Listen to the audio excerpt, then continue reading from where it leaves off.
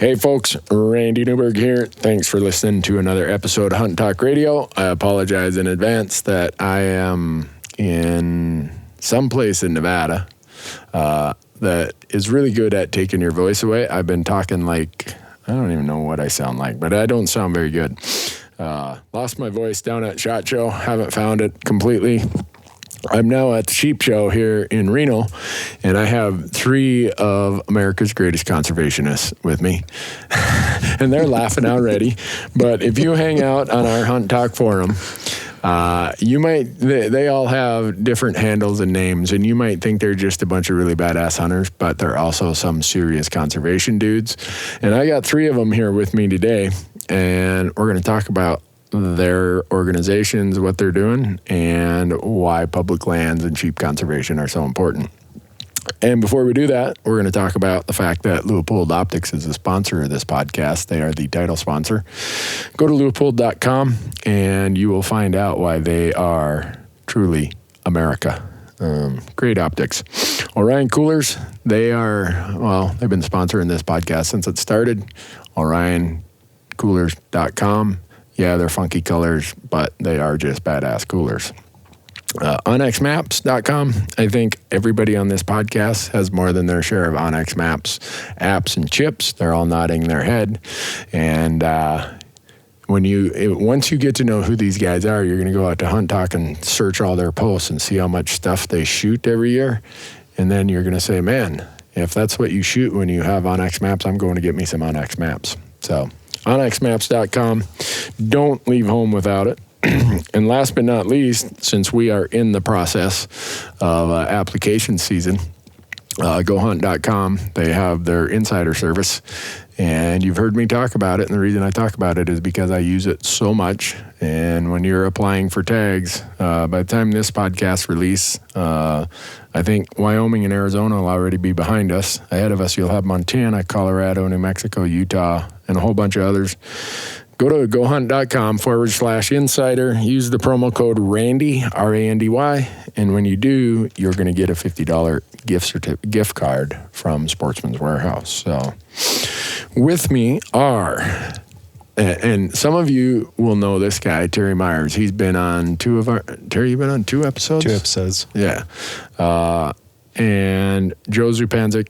They are with the Rocky Mountain Bighorn Society, which, are you guys strictly Colorado? Mostly. I mean, we've funded projects in other places. But yeah it's 90. You're based in Colorado, right? Yeah. We're based in Colorado. The primary membership is from Colorado, but we're represented in almost every state and Canadian province, Mexico. So we have a wide range of membership, but we're definitely Colorado-centric. Okay. And I'm not going to give you their handles out on Hunt Talk. Joe has like the coolest picture on Hunt Talk. It's every time I see it, I just about erupt in laughter. And we'll get into that later because I want to know where he came up with that idea.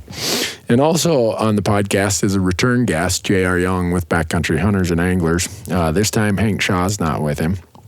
And BHA, we're going to talk about all the public land work you guys do and your rendezvous coming up in Missoula in April. And anything else you guys want to talk about? I mean, we're here at the Sheep Show, right? Yeah, we got to talk about sheep. Yeah, we got to talk about sheep. And folks, we got to talk fast because there's a thing called the Less Than One Club. And JR and I are in the Less Than One Club. In other words, we've never shot a sheep. And never had a sheep tag, never hunted a sheep. No, me either. And at 4:30, they are having a drawing for 3 or 4 sheep hunts over there? 3. 3 sheep hunts that if you're a member of the Less Than One Club, I think it costs like $35 or something like 25. that. 25. You have to be a Sheep Foundation member, and so it's a double, but it's all in. It's $70. So we're going to go over there, and we're going to make JR and I are going to make a clean sweep of the thin horn sheep drawing over there. And then they have the Less Than One International, right? Yes. What do they call it? Less Than One I? Yep. And Terry and Joe are qualified to be in that because you guys have shot all these Alaskan sheep. And Terry just last year shot a Colorado Bighorn. And the Myers Ram. The Myers Ram. The Myers Ram, yeah. Didn't take long. Oh, gosh. So that's what we're all here for. There's a ton of hunt talk guys here. There are. I've run into Spitz, Kurt Alt, a couple others. Jason Kramer's going to be here. Scott Jones was here earlier. Brandon Wynn. Yeah. Kirby didn't make it. What's the deal with that? All of Kirby's stories are debunked after talking to Brandon last night. I told him that out on Hunt Talk. Hey, your brother was here last night? You're a lying sack, man. Either that or your brother is. But anyhow, sheep conservation, Rocky Mountain Bighorn Society. You guys have a banquet coming up. We have a banquet. Our annual banquet is coming up on April 29th in Westminster, Colorado, suburb of Denver. This will be our 42nd annual banquet. So we've been around a long time. Rocky Mountain Bighorn Society is an affiliate of Wild Sheep Foundation, but we've actually been in existence longer than WSF. So. Really? Yeah. So is that like the Johnny Cash song, I'm my brother's father's son? Yeah, or something like that. Yeah. I think so. So looking forward to that. And right now online, you guys, at least out on Hunt Talk, you have the thread where people can buy like custom tickets for custom rifles, an optics package. We will take all of your raffle ticket money that you want to give us. We have 6 different raffles going on. We're raffling off statewide, Colorado statewide Rocky Mountain Bighorn sheep license. It's good in any open unit in the state. Mm-hmm. You count for about 5 months. We have the statewide mountain goat license and also statewide pronghorn license, Randy. Randy. Randy likes to hunt pronghorn? A little bit. Yeah, we have a couple of incredible custom rifles on there that we're raffling off, as well as some Swarovski optics. So, buy early and buy often. Right, exactly. I mean, why would you not? I don't know. I mean, no reason. I don't have a good reason. So, folks, the other thing is, Terry is kind of the minority in this room. There are 3 accountants in this room. And Terry's the lone biologist. So all technical questions, all questions that aren't bullshit are they're your responsibility, Terry. Well, I can BS with the best of them. Really? So. Okay. Well, Googler's your friend. So the website you want to go to get those raffle tickets is bighornsheep.org. Bighornsheep.org. Yep. Pretty simple. Yep. So we did an episode in Colorado, bighorn sheep hunting. That's right. Courtney Olson. Courtney? Yeah. Yep. Yeah. So what's the deal here? So he draws this Georgetown sheep tag. That's like one of the high demand ones, isn't it? Yeah, for sure. That's where Joe missed his ram. It is. Can you tell these guys have been sharing a booth for the last couple of days here at the sheep show? Hotel room booth, tents in the fall. Right. So what could have been the Zupanza cram? Yeah, they're the big Z. His ghost still roams the head. Let's hear about that. Do we want to get into that later or no? Yeah, I don't know. It's still painfully fresh. Even though well, I mean, there's got to be an excuse. No, the ram was bedded. He's blind, but he was bedded. He was blind because I slid down the tundra for like an hour and a half on my back, like this. And I didn't wait for him to stand up. Yeah. And he was kind of laying back, and I thought I could 32 yards with a bow. Yeah. And I hit the rocks. Oh. Ooh. And he was the only one because, like you said, Georgetown was a really premier unit at that time, especially. And he was the only ram I found in 15 days that was by himself. Oh, really? So I was trying to put the sneak on 20 plus rams with a bow. With it wasn't working. And finally, when it all came together, I didn't uphold my end of the bargain. Darn. Right. But Colorado aren't they the only state that has archery only? Yes. For bighorn? As far as I know, you know, we have archery only for mountain goats and moose and not so much moose, I guess, but bighorn sheep. Because I don't know any other state that has archery only. Yeah. And the reason I say that is some listeners might be like, well, Joe, why didn't you shoot him with your rifle if you got to 32 yards? It was done. It was an archery only tag. Archery only tag, yes. Well, what's the deal with, I mean, today's inauguration day.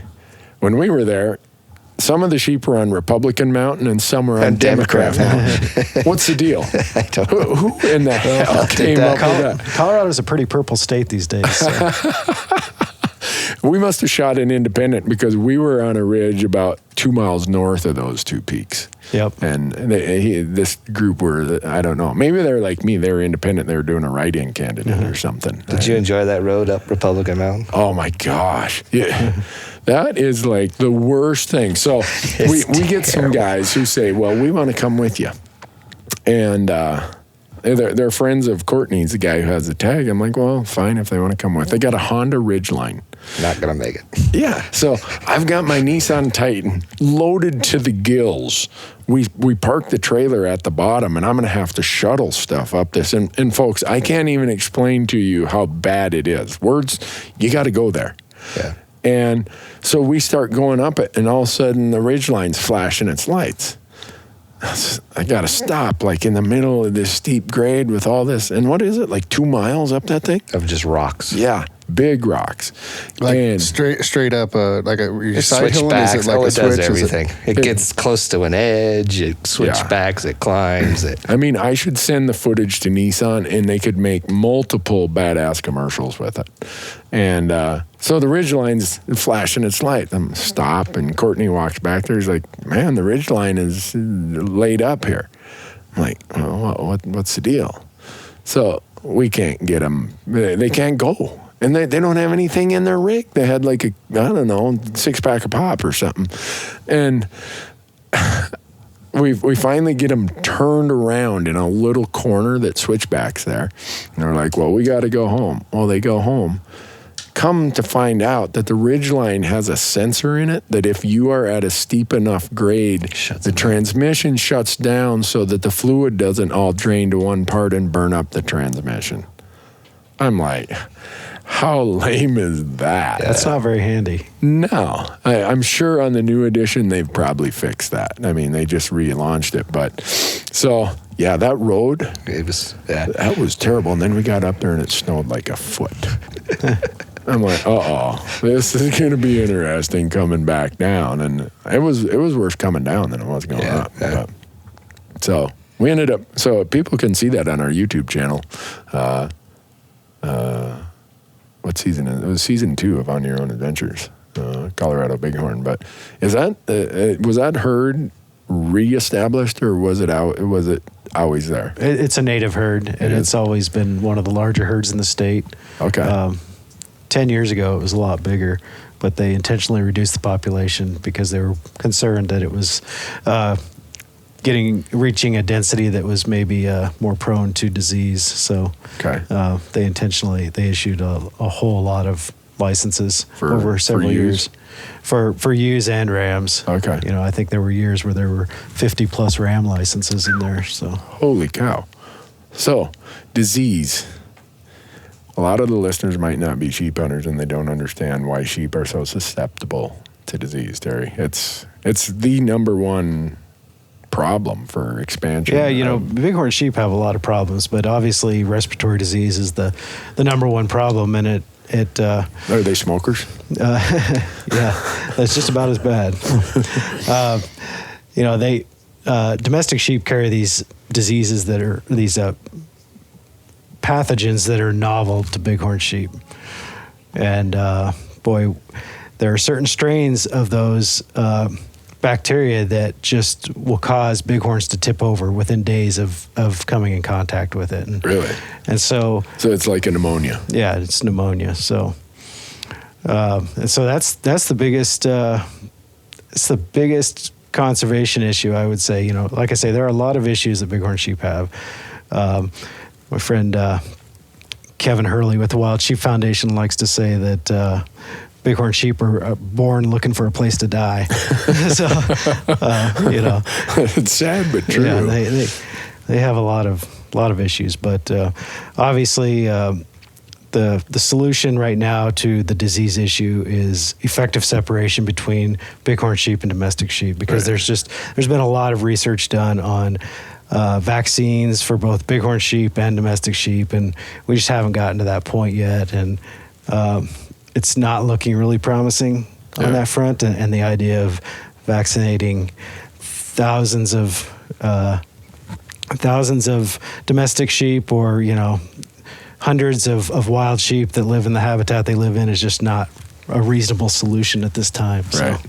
And even if it's domestic commercial sheep or even little hobby farms of sheep and goats, it's right. It's, there's definitely multiple sides of the picture, and one is domestic sheep grazing allotments on public land, and then there's also the little hobby flocks, that might be 5 or 10 4-H sheep in somebody's backyard, that's in close proximity. And that's what happened to the elkhorn herd in Montana.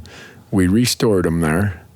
They just did fabulous. In fact, they opened season. In the first season, they shot like 2 big whoppers in there. And then, like 3 or 4 years later, some hippie dude with his van and his van full of sheep and goats decides he's going to be a squatter on Lewis and Clark National Forest. He goes, sets up camp there for the summer, and all of a sudden there's sheep keeled over all over. And the dude's up there illegally running around with a hobby flock of sheep and goats, completely wipes out all the tens and maybe hundreds of thousands of dollars and years of effort and planning. And now we don't have sheep in the elkhorns in Montana. Yeah, in Montana, hobby flocks are just as big an issue or bigger issue than public land grazing is. Kurt Alt, who now works for Wild Sheep Foundation, I think he used to work for FWP out of Bozeman. He says that you could get rid of all the domestic grazing on public lands in Montana, and every herd would still be at high risk in the state that is otherwise. So well, all those sheep jokes about Montana people. Oh yeah, they're true. Yeah, they're true. That's why. There's probably some listeners who are like, "What is he talking about?" Google it. You can find the joke under a cap of moose drool. Oh gosh. Do goats pose a risk? Domestic goats do pose a risk. Yeah. So there are some forests that are looking at banning pack goats in areas of occupied bighorn sheep habitat. And obviously hobby goat farmers too. We had a little issue here in Colorado this summer with a hobby goat farmer that was right next to some bighorn sheep that we had to deal with. So, domestic goats are a concern too. And there are some other issues with domestic goats too that people might not think of. Some of them carry conjunctivitis, which bighorn sheep can get, basically pink eye. That can cause a lot of problems. So it's not just respiratory disease problems that bighorn sheep have. Huh.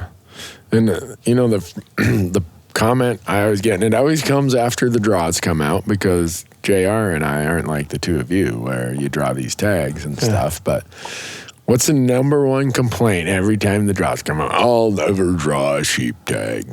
And I hear it all the time. And when I ask them, what are you doing to help put more sheep on the mountain? They got 45 excuses. And really, if you want to double your odds of drawing a sheep tag, get engaged in sheep conservation and put twice as many sheep on the mountain. Well, we call it sheep karma, That's it, JR. Look, we don't have sheep karma. I don't know if it's rigged or it's karma. I actually tried to do it for my father's karma. He's like you. He's never drawn a tag. So that's the only reason I got involved in this, was trying to get him one. And in the process, you got your own. No, I already did that before. Oh, okay.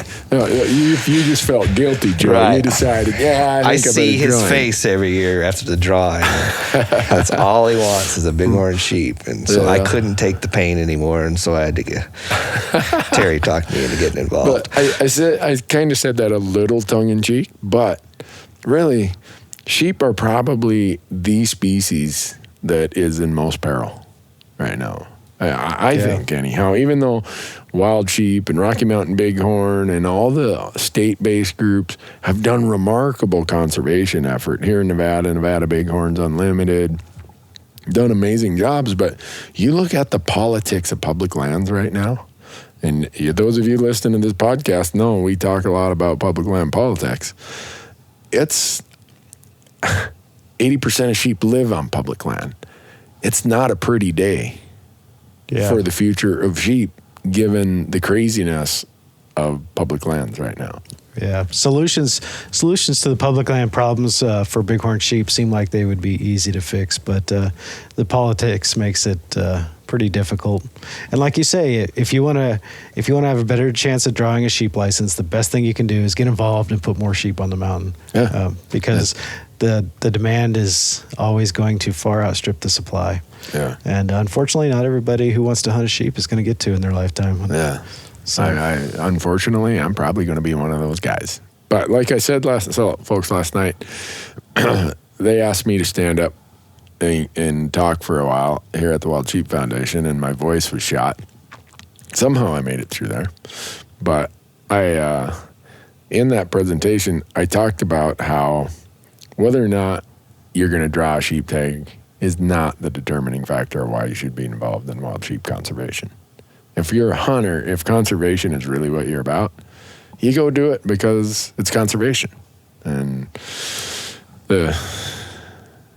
how am I going to say this? I'm going to piss some people off, but and you guys can disclaim against any comments I make. So these are the comments of Randy Newberg, not of the Rocky Mountain Bighorn Society, not of Backcountry Hunters and Anglers.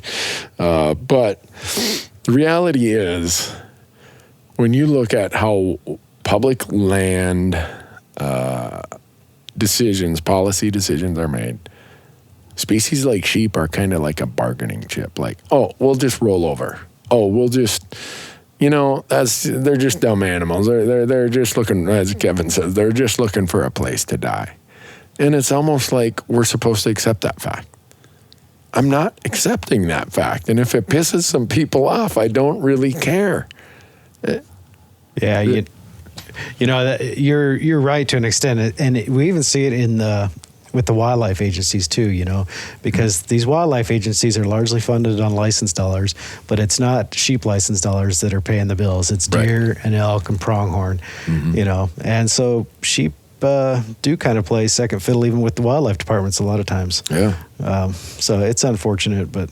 Well, it's unfortunate, but I'm not going to let it just be that way. At least not without pitching a pretty damn big fit. Yep. It's an inauguration day. I'm gonna be nice. Be nice today. Yeah, on both the outgoing president and the incoming president. So they're just, to me, and I don't know if hopefully someday I'll get to draw a tag, but they're just such a cool species. I mean, you walk around here at the convention, they've got, great photography up, and just looking into their eyes, the way they interact as a group. And I don't think people, sheep hunters, but people who aren't sheep hunters probably haven't seen like those group interactions and their defense mechanisms and how they communicate as a group and work together. And it's like we have one of the biggest selling trucks in America is named after a sheep, right? I mean, it's like we don't have the elk truck, we don't have the deer truck, right? We have rams, right? Well, what the hell? And I didn't see Dodge Ram out here on the floor. Mm-hmm. That's a good point. They should be paying for it. They should be licensing that. They were at SHOT Show. They were. Yeah. They bought the exclusive at SHOT Show. Yeah. Nissan couldn't be there this year. Ford couldn't be there. Chevy couldn't be there because the Dodge bought the exclusive. No other trucks could be there. But I don't see any trucks here at Sheep Foundation. What's up with that? That's a good question. Tells me their development officers need to get with the program there. You'd think so, yeah. But, public land politics, JR, where you want to start? Backcountry hunters and anglers. You guys aren't involved in that, are you? Just a little bit. So, what's the hot button issue? Well, I mean, most importantly now is just the debate surrounding the transfer, and obviously that there's a platform of one particular party, right? That's Republican Party has come out and put it in their platform, and most recently had the rules mechanism to not fully account for the losses which would prevent the point of so somebody could raise a budgetary point of order. Right. And as three accountants sitting in the room, if you don't have to account for losses or gains, you could very often end up wearing an orange suit. Yeah. So it's just kind of baffles the mind that we're not at least accounting for And I don't understand why anybody, whether you're a public land user or not, like here's an issue in that they don't actually have to account for it. Right. Like they don't have to account for the gains or losses that are associated with it. Right. Like who in their right mind, that doesn't have to do with anything with public lands. I mean, it does. Obviously, it's a public land issue, but any type of issue. Like, Right. why aren't we accounting for it? Yeah. So what JR is referring to is when the new Congress came into being in January, the first thing they do is they pass their rules of how they're going to operate. And HR 5, House Res 5, which I don't know why that's not a House bill, but I guess it's just an internal thing, was that going forward in this Congress, they're not going to worry about if they sell assets, if those assets were producing revenue, they don't need to make up that revenue anywhere. Since time began that I know of, the rule in the House was that if you got rid of an asset that generated revenue, like BLM lands or whatever, you had to find an offset. And usually that meant raising taxes. Well, they decided, you know what, we just don't want to be held to that level of accountability. And it was specific to land disposals in these rules. So I guess the point being, folks, wake up. Any of you who thought that this was not going to be a full-on frontal assault on your public lands, you're really naive. You weren't paying attention, or you were out hunting in the last year. Well, one of this, like the discussions and debates started 3-4 years ago, and I remember talking to Terry about it. I'm like, oh, that's never gonna. And then he's like, no, I really think that's gonna gain some traction here. Yeah, and I see it gaining a lot of traction in the hunting world, but I grew up near Vail, Colorado, and there's a lot of public land users there. Right. They don't have any idea. Nearly every ski resort in Colorado is on public land. Right. I mean, and all the biking and all the kayaking and to get those people on the hunter side or get their attention, I don't know, but I think that definitely needs to happen. Yeah. The good news is on Tuesday, REI came out with a statement. So in December, REI had sent out an email to someone saying, well, we haven't formed a position on this. And they got completely creamed. Well, then Tuesday, they posted a blog post that was an affirmative statement that they were against all this. So they've got a big...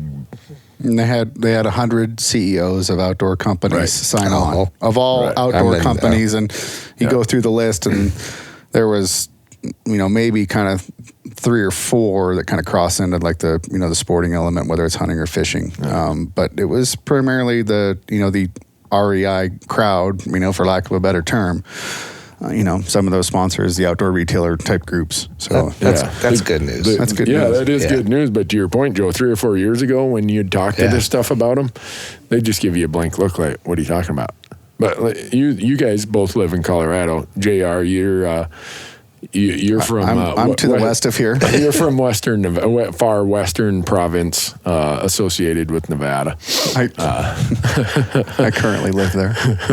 But if we take Colorado, and this is what so many people don't understand, and we did that whole 16-episode YouTube series about transfer of public land, and I think it helped quite a few people understand it, but the idea of state transfer is that you would take all the federal lands, the BLM and Forest Service mostly, and you'd give them to the state land boards of the West. And for those of you listening from the East or the Southeast, the Midwest, the state land boards of the West are completely different than your DNR that you think of back in Michigan or Wisconsin or Minnesota or Pennsylvania. The state land boards of the West are like these little entities upon themselves. They usually have 4 or 5 trustees. Sometimes they're appointed, sometimes they're elected. In Montana, it's the governor, the state auditor, superintendent of schools, a couple others. I don't know how it is in Colorado, how they get on the land board, but I think they're appointed by the governor. The governor. Okay. But each of these state land boards get to set their own rules. And if you go to the New Mexico Game and Fish or New Mexico State Land Board website and you scroll down to the bottom, there's big, bold red print that says, caution, state trust lands are not public lands. If you go to the Arizona State Land Board, it says, note, Arizona state trust lands are not public lands. This isn't Randy Newberg saying this. These are these state land boards. So this idea of state transfer is we'd give all these federal lands to those state land boards. And you know what's funny? Your Colorado state land board used to say the same thing, but it said it in a little more nuance. It was public recreation on Colorado state trust lands is much different than BLM and Forest Service lands for purposes of recreation. And when we we did a screenshot of that in our video on Colorado, and then I got an email from somebody at the Colorado State Land Board saying, "Where did you get your information?" I didn't know they were from the State Land Board. I emailed them back and said, "Right here's the link." Within 2 weeks, that website was changed. And I don't know if it was us or they were already in the process of doing it or what, but Colorado has... Correlation is not causation, but that's an interesting one there. Yeah. But you guys have 23 million acres of BLM and Forest Service lands. And to your point, Joe, all these hikers, mountain bikers in the Vale and across Colorado. Snowmobilers. Yeah. Hunters, anglers, campers. The recreation industry outside of hunting and fishing is just, incredible for the economy in the state, and to somehow dismiss those lands as being valuable to the state right now is just absurd. Crazy. And I would hate to see what happened to our economy if those lands were transferred back to the states. Yeah.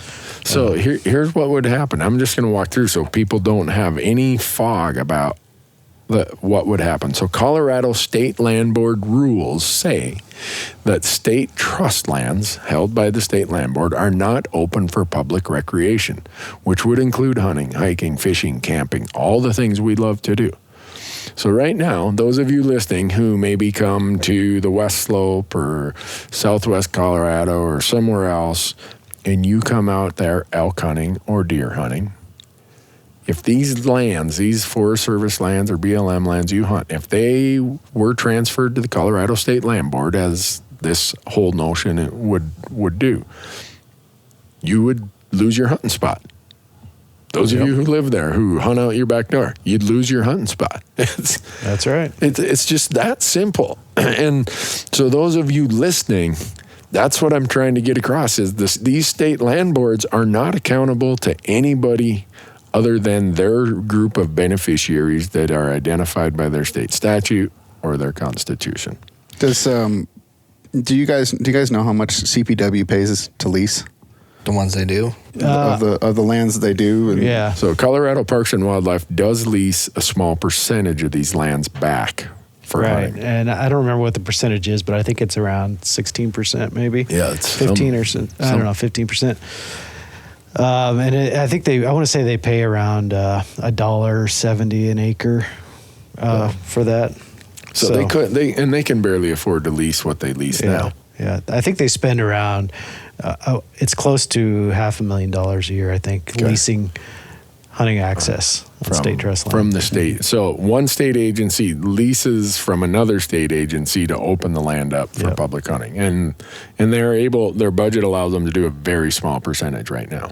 Right. Add 23 million acres to the inventory of land to the Colorado State Land Board, and you're not increasing the budget at all of Parks and Wildlife to go lease any more land. Right. Which, 98% of your sheep in Colorado live on public land? It's a pretty high percentage. I don't know what it is, but it's pretty high. And another thing to think about is our wildlife agency is funded by license dollars, and if people don't have a place to go hunt, it's going to be hard to sell a hunting license. Yeah, pretty hard to sell me a hunting license if I don't have a place to go. And so we're just using the Colorado example because Joe and Terry are from Colorado, and JR's group, Backcountry Hunters and Anglers, has been one of the leading voices fighting this whole stupid idea. I get so pissed off thinking about it. It's a good thing my throat is sore today, or I'd be just screaming and yelling. But here's the other question that I don't know if you guys get it, JR, but I get it because I'm such a loudmouth on this stuff is, okay, you got me mad, Randy. What can I do about it? And I'm just doing the math right now in Congress. So the House of Representatives they are like some of the most, I better not say it because I got to work with these people occasionally, but as a collective group, they are like so far out in the weeds, so impossible to work with on the topic of public lands, that the easiest place to try make some progress is the Senate. And what's the split in the Senate right now? Like 51-48 and 1 independent or something like that, I think. So the math is that, and you're bringing this up, Terry, about Colorado having this huge outdoor economy. You guys have a Republican senator. That's right. Mr. Gardner. Cory Gardner. Who, can you imagine if, and Montana has a Republican senator, Steve Daines, nothing can pass the Senate without those two voting for it. Yeah.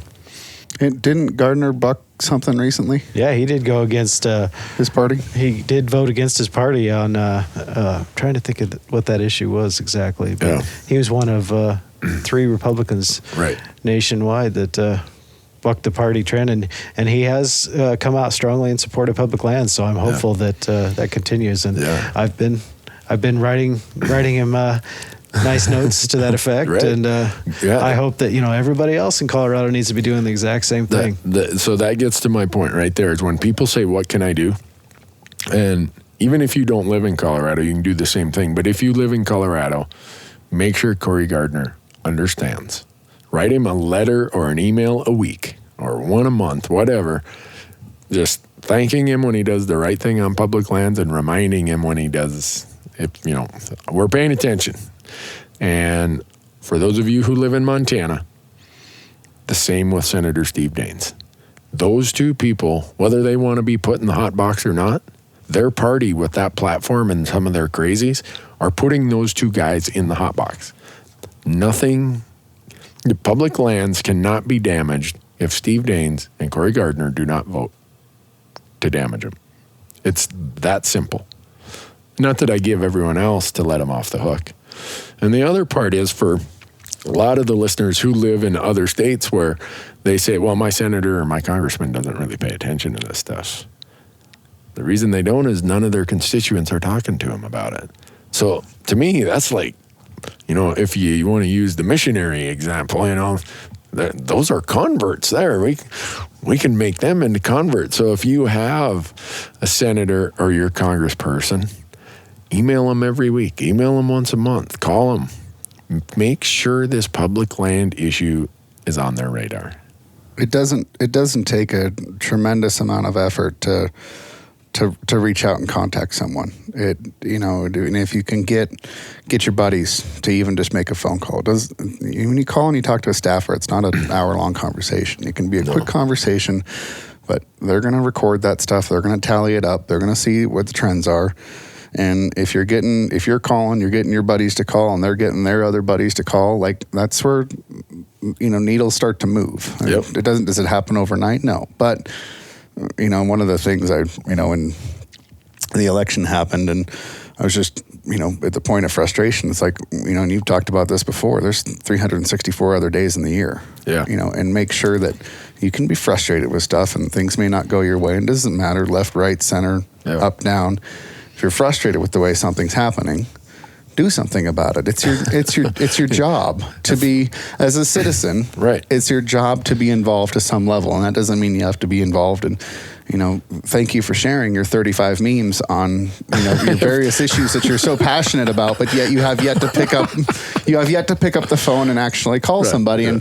And as the president's currently leaving office, it's one of the things I've really liked. I've seen the incoming messages and the outgoing messages, but talk about stand up. Yeah. If you got an issue, stand up. Yeah. And I'd rather have people up and involved that I can civilly disagree with on stuff and talk about stuff and find solutions than people that just complain and think that complain and don't do anything. Right. We're all going to complain. Right. We love to bitch. Humans, right? We love to bitch. But occasionally make sure you're picking up that phone, or maybe you can get one of your friends to make a phone call. Yeah, and if we lose on the public land thing, it's because of our own inaction.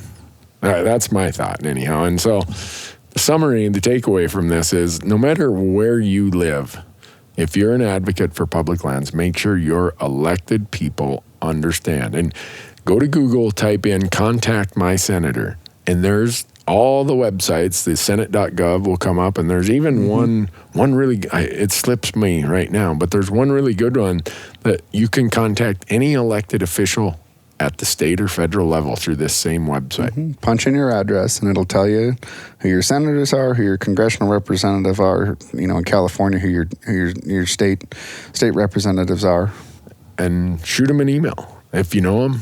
Call them and have your hunting friends do the same thing. I'm going to put in a plug for JR's organization as well too. Backcountry hunters and anglers are doing a whole lot on this issue, and I just got to meet Lan Tani last night for the first time in person, and boy, what a guy! His position is executive director, CEO of Backcountry hunters and anglers, and what a charismatic guy and a great guy to talk to. And boy, he's fired up on all the issues he's involved in, and yeah, what a great group. You guys are really moving the needle on this issue a lot, and I'm glad you are. Yeah. Glad to see how BHA is growing too. It's pretty amazing. Right. I don't think it's by accident that you guys are growing as much as you are, JR.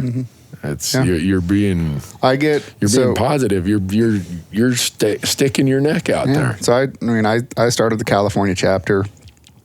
From Nevada. No. So sorry. I know, but so I started the California chapter, and in the last, occasionally it was an email of, hey, I'm new to hunting, or I just joined BHA, and that was once every couple of months, and now I'm getting emails. Part of it is because we have a new information system, and back office. I guess you call it an ERP system, kind of to funnel a lot of this stuff as people come in, and they can reach out and contact the chapter. But I got people reaching out to me all the time. How can I get involved? And that's just keep abreast of stuff, and join different groups. Of course, join BHA. I want you to join BHA, but and you can follow other groups and track where this stuff is going. And then just if you see an issue, take a little bit of a look into it. All right, don't just take what you're reading on the internet. Spend an extra 5 minutes, and then spend the next 2 minutes making a phone call to somewhere. I think especially on the public lands issue. I live in the Bay Area, California. None of my local friends, close to where I live, are really hunters. There's a select few, but the kids at school and other parents, and the circles that we run in, they're not hunters. But they'll listen to me, mostly because I have them over at my house and I feed them and give them booze. Booze or wine? Are booze and wine the same thing? No, wine mostly. But there's definitely beer and liquor too sometimes, right? But they'll listen to you, and we've always invited borderline strangers into my house, and just talk about various issues. And the great thing about serving wild game is that people will talk to you. They want to know about it. How'd you get this? How'd you get it here? But I think the hunting and angling community has. All my other friends are pro public land, but they're not hunters and anglers, and I wouldn't say that they're necessarily, on the right of the political spectrum. But I think hunters and anglers have a unique position, being, fairly broad brush here, but typically, right of center. Right. They should be able to bend the ear of some of those key people, some of those key players in Western states that are unique, that that they can maybe kind of change the tune on this, and let's get it over the hump. It's great that REI is out there, and joining together, and I'd love to see the hunting community and the consumptive users and the non-consumptive users kind of coalesce and come together on this, because we're gonna need broad coalitions. It's not Shane Mahoney's talked about this a lot, and other people. We can't be afraid of broad coalitions when it comes to this stuff. Right. We need to get people together, and if you can do that, and I think we have a unique perspective, across the West, that we can kind of change some tunes on here. There's a lot of people in the GOP that are very open to public lands, very pro public lands. They're listening to their constituents. And those are the ones that are going to have to swim against the tide of, of the rest of their party, potentially. Right. Maybe that's because they're mostly, Eastern related or, not Western. So it's going to be a challenge, right? And you have people to stand up and stick their neck out. Yeah. So BHA is having their rendezvous in Missoula, Montana in April, 7th and 8th, something like that? April, the true dates are the 7th and 8th. There's a dinner that I'm cooking for on April 6th. So it's, you can kind of float into town. That's called the Field to Table Dinner. We cap it at about 75, 80 people. There's going to be 5 chefs this year. Last year we had 4. It's an expensive dinner, but I'm never invited. What's the deal? You're invited. No, I didn't get an invite. Okay, well, after this podcast, I'm going to pull out my phone. We're going to get you signed up. No, but so that's... Cash or credit card? We'll take either. Okay. All spends the same. So, it's a great time. Really cool dinner, and our focus on that, I don't want to go too far into the weeds here, but, that focus is how good wild game can be. I think probably every one of us in here has been to a wild game feed where it's chafing dishes full of gray meat, and it's a good fundraiser, and you're supporting a good group. But we really try and do it up, and we're trying to really elevate that. I mean, there's a whole cadre of new people coming in hunting because they want to know about their food, and you've got great guys like Hank Shaw out there, and there's so many other great chefs, that are focusing on wild game and getting people to to cook their to experiment more and maybe challenge themselves and with wild game. And then Friday night will be the Brew Fest. Boy, they served a lot of beer there. There was a lot of beer. I mean, you say Brew Fest in Missoula, and all of a sudden, a lot of heads start popping out of holes. But so I mean, I don't even know how many thousands of people were there last year. It was lots. It was pretty crazy, and that was cool to see. And then Saturday is the main day of the rendezvous.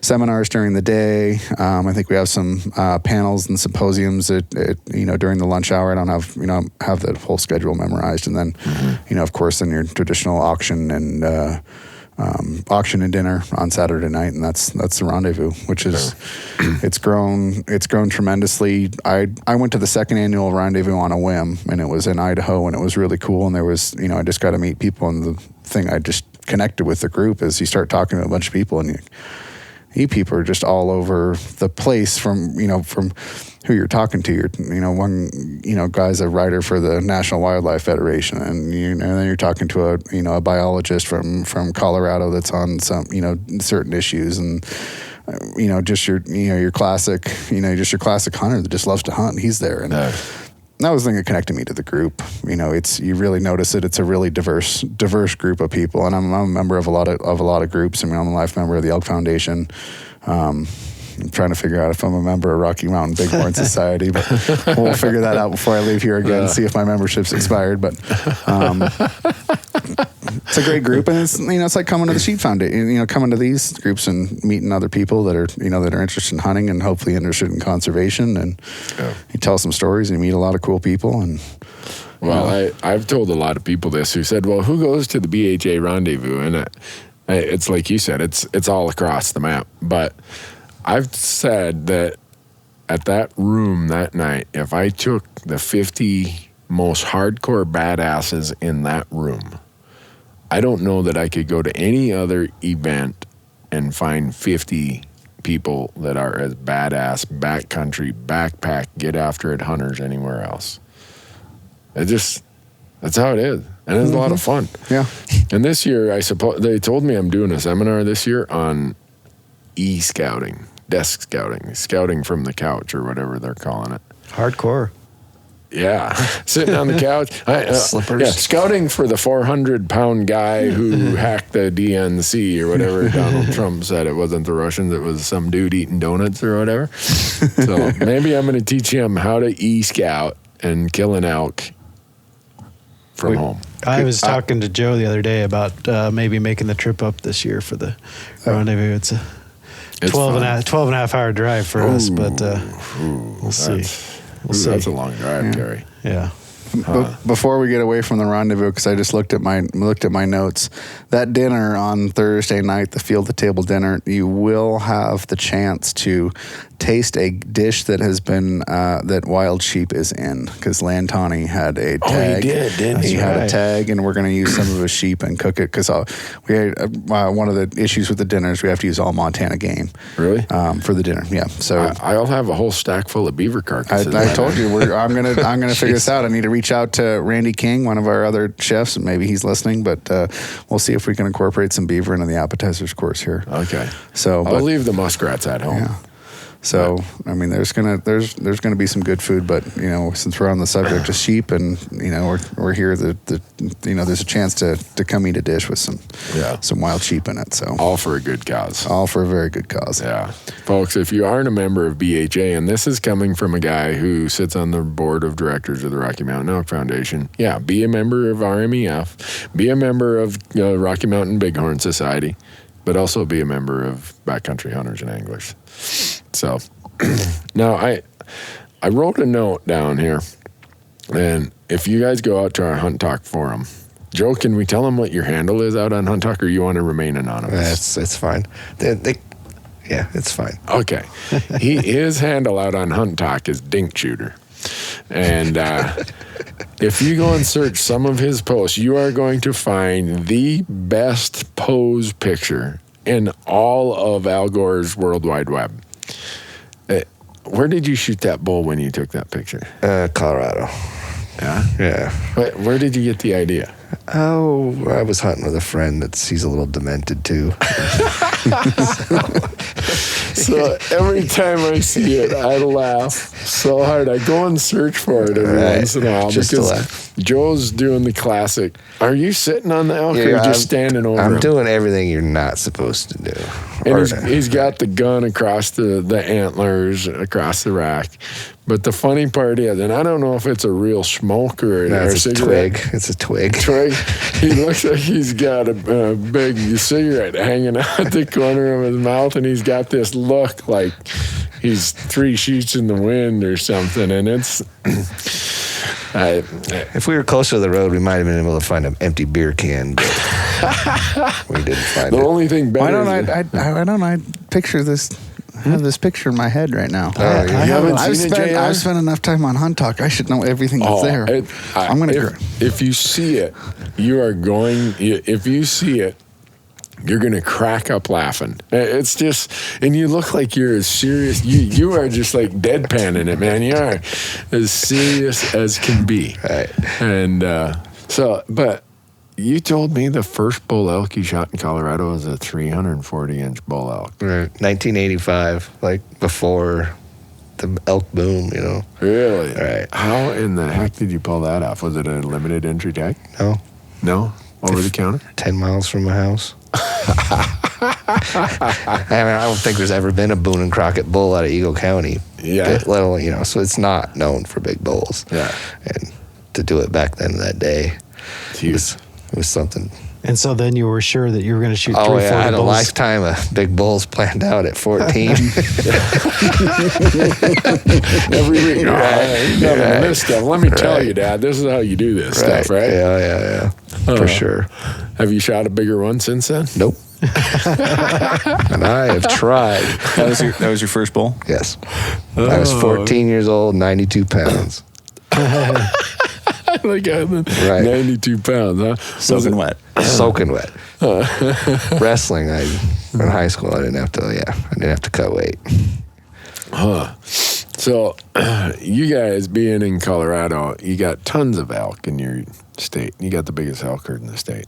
But you have the most badass mule deer herd in the state. Do you want us to tell the world that? Or are you guys wanting that to stay a secret? Mule deer hunting in Colorado is way overrated. Way overrated. Yeah, I don't remember the last time I killed a buck in Colorado. Or something. That is one thing that you seldom see on Hunt Talk is these guys posting pictures of their mule deer. They'll post pictures of their elk, but you guys are holding out. You got to hide the pictures of the muleys. Yeah. You put them up. So anyone when these guys say, "Oh, the mule deer hunting in Colorado is not that good," you can call BS on that. You guys having a bad winter? It could go either way. Yeah. Right. Boy, we're having a brutal winter in Montana. And everyone on Hunt Talk's blaming the brutal winter in the Rockies on me because, like, end of November, I do a podcast. Man, if we can get through another year of an easy winter, we're going to have the best deer hunting in a decade. And all it's done since that podcast is snow and cold and miserable. And I am worried we're going to lose a lot of deer and antelope in Montana. Yeah. Probably Wyoming, too, would be my guess. As bad as that can be. The good thing about Colorado is the fall was so dry. That is an amazing picture. Even if we get a bad winter now, Yeah. they might be all right. Okay. You see it? No, Terry just pulled the picture. We got the picture up. Well, we've been talking. I've never seen this one before. I got a thumbs up. I have a great memory to catalog total randomness, and I would totally remember that if I seen that one. I'm looking at it. Yeah, by the time we were done taking that picture, there was no other elk around there. laughing.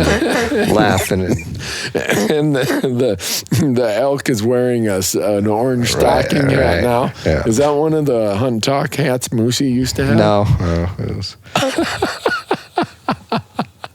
Where was that at? That was Colorado? Yep. Huh. So how did you guys get out of the less than one club? Terry, you went to Alaska and hunted Dall sheep, but where did you had the Colorado sheep tag last year, right? Yeah, well, my Dall sheep hunt was actually a draw tag as well. I'd been up to Alaska in 2006, the year before, and talked to a mutual friend who was an outfitter up there, and he said, man, if you ever want to hunt sheep, he said, you at least need to start putting in for the draws up here, you know, because it's pretty tough. And so the draw period came in December, and he called me up and said, hey, you want me to put you in the draw? And I said, sure, why not?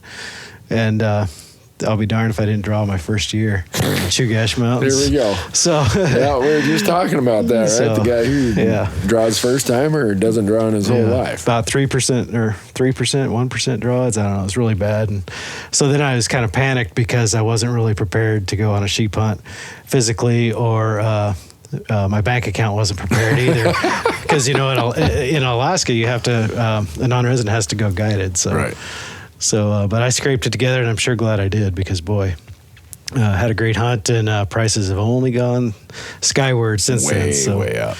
But yeah, I did draw my second sheep tag. The Myers Ram. Yeah, my first. The Myers Ram. Yeah, thanks, Joe. Thanks for reminding us. The second us sheep tag this last year, Colorado sheep tag, and had a pretty incredible hunt. So, it's a good experience, and now I guess I tell Joe I'll have to draw a desert sheep next year, and then probably win the 1 more for 4 at the sheep show here, and I'll have my fanaz and sheep. So, wow.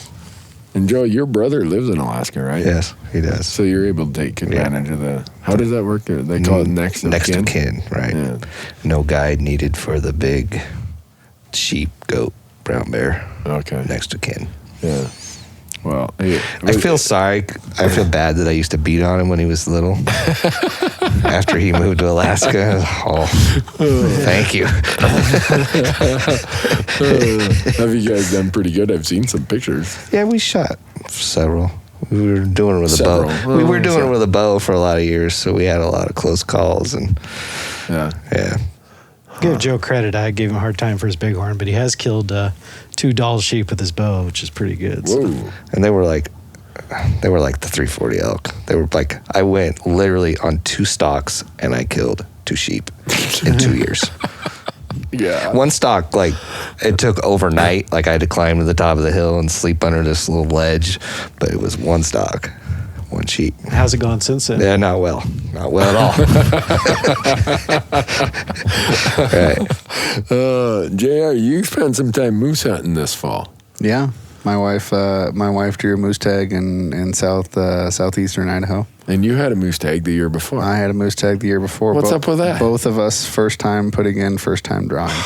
So here, Of course, the year before, I had very good odds when it comes to a moose draw, and there was a very good reason for it. Right. That unit was brutal. Yeah, and there were 2 applicants for that tag that year. 3. 3? Yeah. I was one of them. Yep. You were one of them. And there was a local. And JR got it, and I didn't. Clean living. How's your luck been on Idaho moose 12 tags. years in a row with nothing. So I switched over to deer and elk a little bit, but I'm thinking this year I might be going back to moose. If you want to go back to that unit, I will. I've got a little bit of a chip on my shoulder. Yeah? But I don't know if you can get it done in 5 days. Really? It is just, and when we were there, it was all fog and rain. Yeah. It was thick jungle. Dang. I don't know. I've got max points for moose in Montana. I've applied there for 25 years and I've never drawn. And while I've applied 12 years in Idaho and never drawn, so what the heck? I may as well apply a few other places and never draw. Wow. The unit my wife had in southeastern Idaho was a fantastic unit. We saw a lot of moose. Really pretty country. Yeah. Just really cool landscapes. We saw elk. I saw a gigantic black bear that I didn't shoot him. It was getting dark, and he was about a mile and a half, 2 miles away. But that's a good reason. I will tell you that deer tag in my pocket started to quiver. Oh, yeah, because I can go and shoot him. In Idaho, you can use kind of like Alaska. You can use as a non-resident, you can use your deer or elk tag, and you can take those tags and you can shoot a wolf, a cougar, or a black bear if you see one. Yeah, with that deer elk tag. And in Alaska, isn't it? If you anything under the price. Yeah, so if you buy a brown bear tag, you could shoot anything. Right, and with a black bear tag, you could shoot a Sitka blacktail because Sitka blacktail tag is less than. Yes. Speaking of which, I got in on. Did you guys get in on the cheap deal in Alaska the day before the prices doubled? I did not. I did. I didn't. I was unsure if I was going this year, so.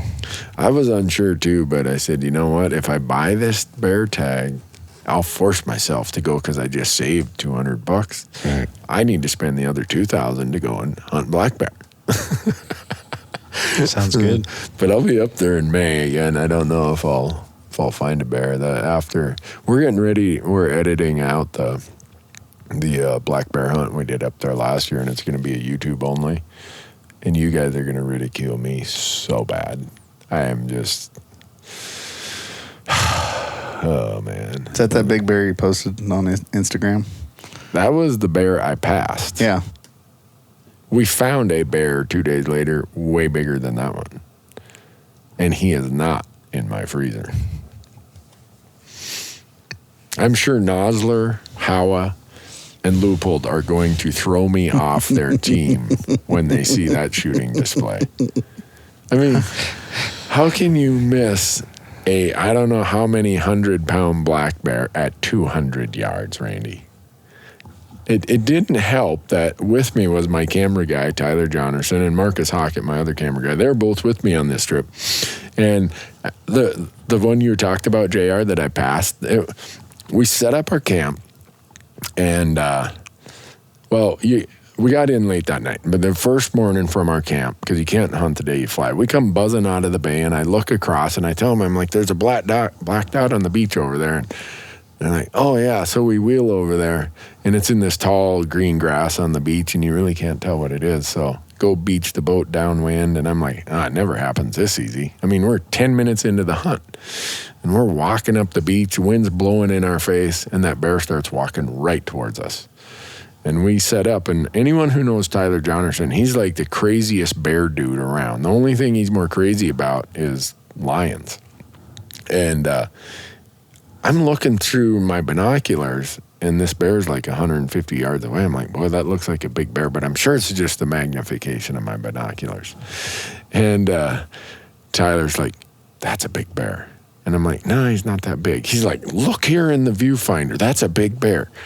And I look, I'm like, no, it's just because you're fully zoomed in, it looks big. So the bear keeps coming and coming and coming. And it stops at 70-some yards, broadside. And it's eating.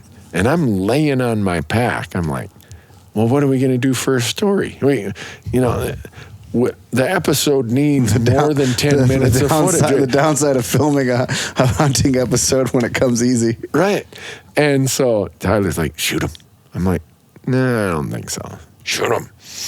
And so the bear leaves, walks down, gets a drink in the creek right in front of us. Now he's at 50 yards. And I told Tyler, I whispered, I said, if he comes under this rock, I'll shoot him at 20 yards. And the bear starts walking right under the rock. And Marcus, with the other camera, can see it all. We can't because there's a rock in front of us. And Marcus is like, he's reading it off. 40, 30, 25. And I can hear the bear walking. And just about that time, like it often happens where these little inlets are, the wind kind of goofs up, and I hear the bear take off. And we go down to where his footprints were. Another 3 or 4 steps, and he would have come right into this place where I decided, yeah, I'd shoot it. Well, I didn't think it was that big. And then Tyler takes a screenshot from the video and shows it to me on a computer that we have out there. I'm like, oh my God, that was really stupid, Randy. That thing's got a major league melon.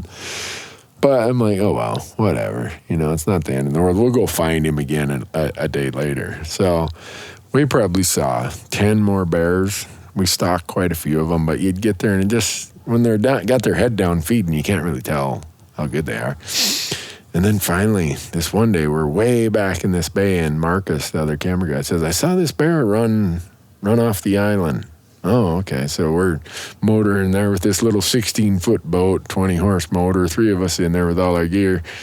You're going like 1.5 knots with this thing. We get there and the bear's gone. So I tell him, well, I'm going to walk up the creek here and see if I can look around the corner. And I look around the corner, and here is this. It looks like a grizzly bear, or a brown bear, but there are none on these 3 islands. And I just take off running back to those guys, and they hear me running down the beach, and they're like, what? I'm like, he's right there across the tide flat. So we sneak over there, and the wind's swirling in this bay, and he's feeding straight at us. And Tyler's like, kill that thing. Kill that thing. He's the biggest bear I've ever seen. I'm like, gee, thanks. You're no really pressure. Calming me down here. No pressure. Yeah. And so we get set up, and the bear is putting his nose in the air like, uh-oh, something doesn't smell right.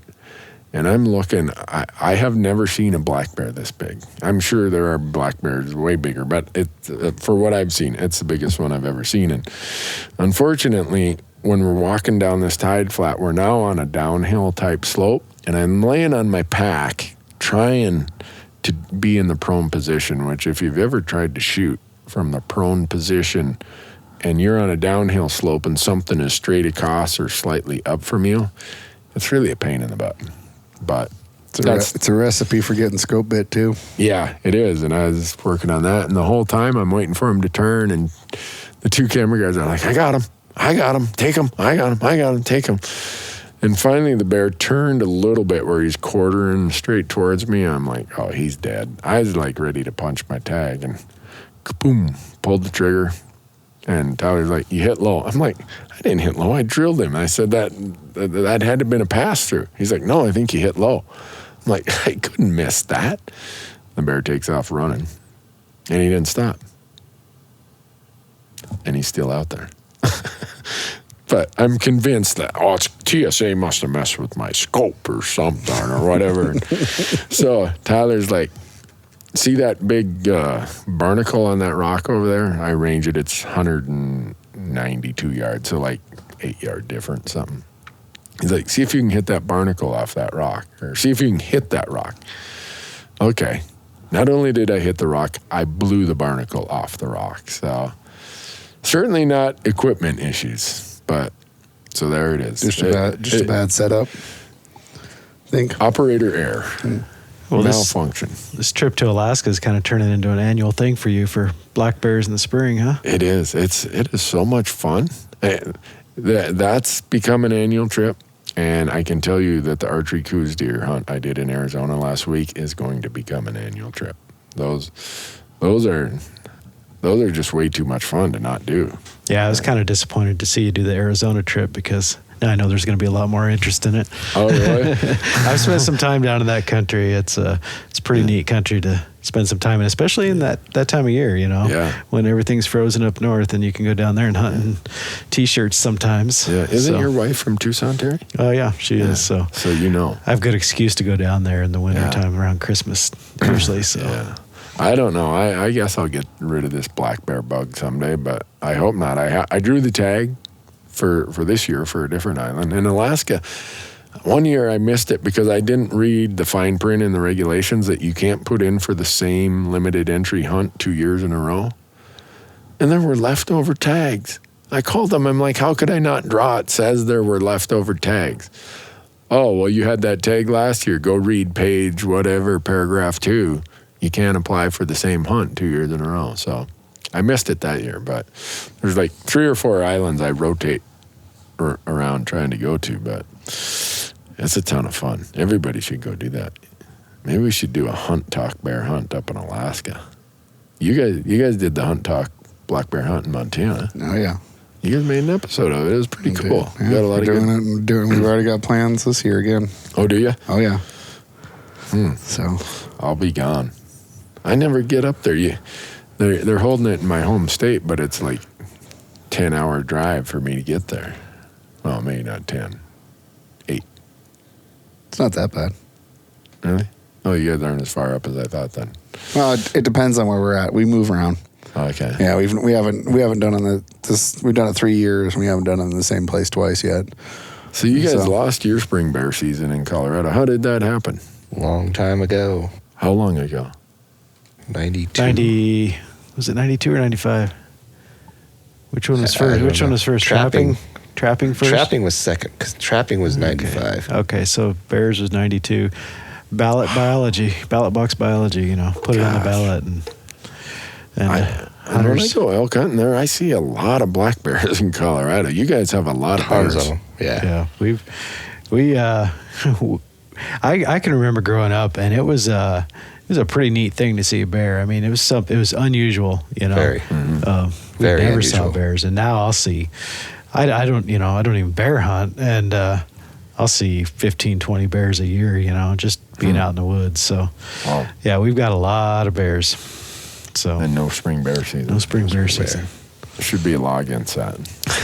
Should be. Did Montana beat the trapping? We did. I didn't think you'd get it. But It good lost job. actually lost by a landslide. Oh, did it? It was really good. It was like almost 70-30. And and now I don't know if I can let the cat out of the bag. And by the time this podcast airs, it'll be known. But Montana is working on a thing that is going to amend our Constitution that then the only way you can change it is through a constitutional ballot initiative, which is different than just a regular ballot initiative because it requires higher percentage of signatures in each county, and it requires a higher percentage of votes to defeat it. So we're having a special election in Montana because Congressman Zinke got appointed as Secretary of Interior. So there's going to be a scramble to get that on the ballot for that special election. And the other side isn't going to, they don't know it's coming. And by the time it comes, they're not going to have a time to do the full court press. Hopefully. Nice. That's what we're trying to do. And I think we're going to be able to get it in there. Now, when this podcast airs, if it's not there, they're going to say, Newberg, you're full of crap. You didn't know what you were talking about. But that's what we're working on right now. Which it'd be nice if these biology issues, these wildlife issues, could be held to some higher standard. I mean, it's the responsibility of the experts. It's not like the state pension fund puts out to vote on the ballot, well, should we invest in Apple or Google or GM or whatever? I mean, you hire experts to manage that.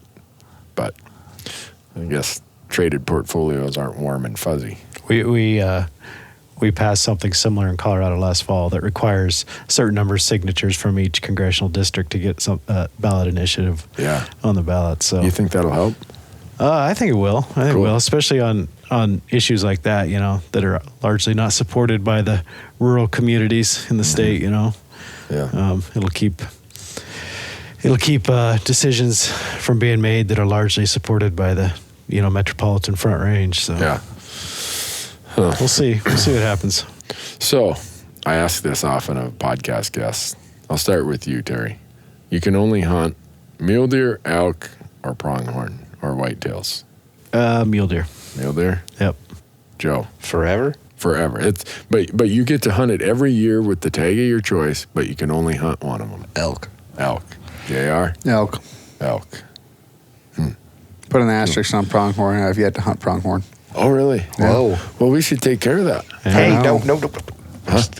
He told me how many points he had the other day, and I was like, maybe he wants to do a Take party him, app. Joe. I have no problems going party app. You should go with Joe. Yeah.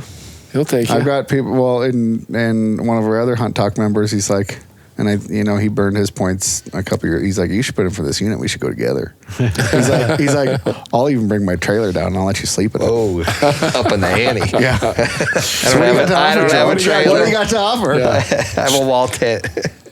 Oh, man. I You're lost going to have to out. bring good whiskey then. Right. I lost out. Sorry, I'm not taking anybody mule deer hunting. No? I know. I was in your neck of the woods in the third deer season this year, Terry, and I tried to get a hold of you, but you were occupied. I was occupied till the second. Well, I was occupied at the last hour of the season. Yeah. Yep. So what do you think happened this year with your deer? When I was down there, it was hotter than hot, and all these guys with boatloads of points said, oh, this is the year to go hunt third season in Colorado because the schedule had rolled forward, 5 or 6 days? Yeah, it's something like way that. late. And so all these guys burned these points, and then it was like the hottest weather ever for a third season. We had that one year, that we get every 5-6 years where it was just hot and dry, and it was tough. Those deer stayed in cover, and even when they started rutting, they were doing a lot of that at night, I think. But I think the guys who stuck it out had a little bit of luck towards the end of the season because they're gonna do their thing at that time of year, regardless of the weather. So. Do you think a lot of deer might have made it through that otherwise would have been taken? I was, from a selfish perspective, I was pretty happy because I got a deer, and I was thinking of all the ones that made it through. But now we're having this winter that could turn out to be a tough one. And like our friend who's a big game manager with the state says, you can't stockpile deer. Right. So, you can't. And I know that's a frustration for hunters, but that's just a fact of managing wildlife. They're subject to the whims of weather and drought, and so we'll see what happens. Last year, we were worried about it in January too, and after February 2nd, we just didn't get any snow after that, and it turned out pretty good. But last year in January we were at 105, 110% of average, and this year we're at 150% of average snowpack. So snowpack's pretty heavy, and it's not showing any. And do you guys feed deer in Colorado if they're in trouble? In very, very limited cases, Colorado Parks and Wildlife feeds deer, and it's based on how severe they think the winter is going to be, how severe the winter kill is going to be. So I think it's if they think that they're going to lose 30% or more of the doe mule deer population, then they'll start feeding. Okay. And they try to determine that by looking at road-killed deer and looking at winter-killed deer that they find and doing necropsies on them and seeing what kind of body condition they were in. And so if they start seeing deer show up in really poor body condition, they realize they're probably not going to make it, then they might start looking at feeding operations. Now, they just started they distinguish between feeding and baiting in Colorado, and they just started a baiting operation down in the Gunnison Basin area because the snow is so deep. The deer and elk are congregating along the highway, and there's high mortality from vehicle collisions. Not human mortality. No, not human mortality. Deer and elk mortality. So they've started a baiting operation just to pull those animals away from the highway. Okay. But it's not necessarily to try to increase survival of deer. Because in Montana, there's no supplemental feeding of any sort. It's for any species. It's not allowed. It's a pretty controversial topic. I mean, as hunters, we want to keep alive as many animals as we can so we have something to hunt next year. We don't see reduction in licenses, but there's also the concern over congregating wildlife where disease transmission risks increase and things like that. And Yeah, so, it's kind of like if I've got the flu, you don't want to fly on the jet with me. right. 30 other people leave the jet with my flu bug. Yep. When you're that congregated. Yeah, well, I think I sat next to that guy on the way here, unfortunately, a couple days ago. I'm feeling okay so far, but I was a little concerned about it. Well, you live in Eagle County, Joe. Yes. How's the winter there? It's getting pretty deep. It's, the sagebrush is still showing. Oh, yeah? Yeah. But can we believe you? Because you like this is one thing about Joe. I was going to say, what's getting pretty deep? The snow or something else? The piles, right? He'll throw out a distraction mechanism whenever he can to make sure that people aren't too dialed in on it. So No, I grew up on the wrong side of the interstate there in Eagle County, which is completely limited now. Oh. And it's rough. Okay. You know, the unit that you were like pay $35 to get a tag. You just have to look at them. But really, yeah, it's rough. But I mean, they're great deer there. Yeah. Yeah. So why, when I asked the question, you said elk? Archery elk?